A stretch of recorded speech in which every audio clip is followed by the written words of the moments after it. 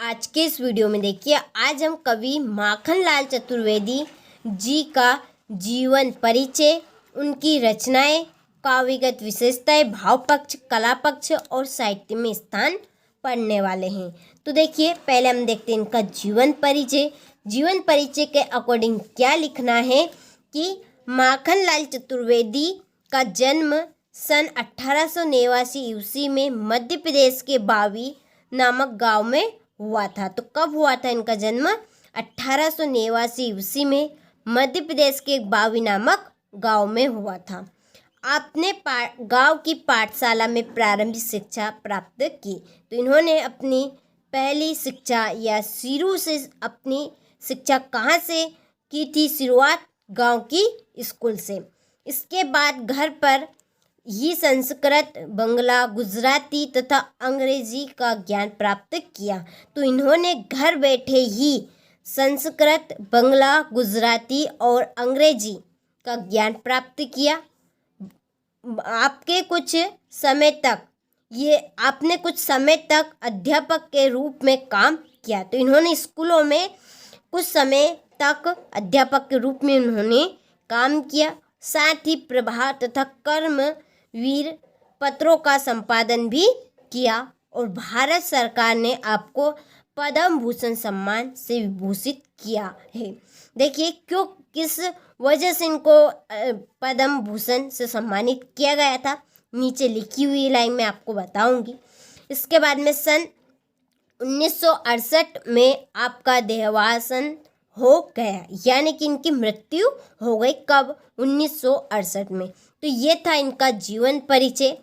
आप अच्छे से स्क्रीनशॉट लीजिए। मैंने यहाँ पे जीवन परिचय डिटेल से बताया है। आप इसको छोटा करना चाहते हैं, एक दो लाइन आप इसमें से हटाना चाहते हैं, अपने अकॉर्डिंग हटा सकते हैं। ऐसा नहीं कि जितना मैंने आपको बताया है इस कॉपी में जितना लिखा है आप भी इतना लिखिए, तो ऐसा नहीं है। आप अपने अकॉर्डिंग कर सकते हैं छोटा जीवन परिचय को। अब हम देखते हैं इनकी रचनाएं। तो देखिए, पहली है युगचरण, समर्पण, माता हिम तरंगनी, हिम करीटनी, वेणु लो गुंजे। तो ये इनकी रचना है।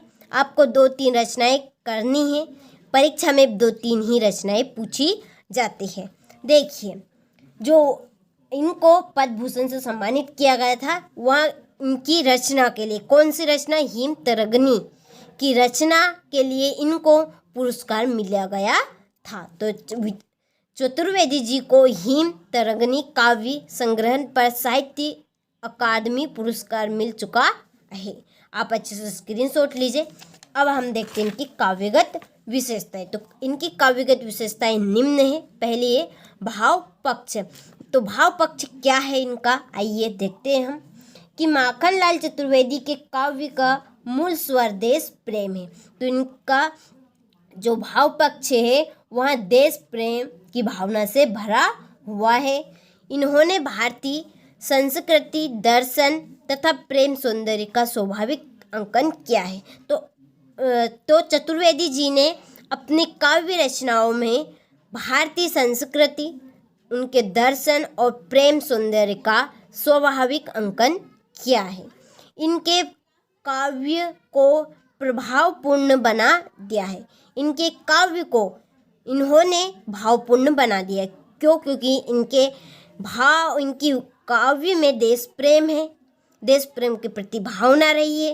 इन्होंने भारतीय संस्कृति का वर्णन किया, प्रेम सौंदर्य का स्वाभाविक चित्रण किया है। इस वजह से इनके काव्य को प्रभावपूर्ण बना दिया है। अच्छे से स्क्रीनशॉट लीजिए। अब हम देखते हैं इनका कला पक्ष कि माखनलाल चतुर्वेदी ने सुमधुर खड़ी बोली में काव्य रचना की है। तो इन्होंने काव्य रचना किस में की है?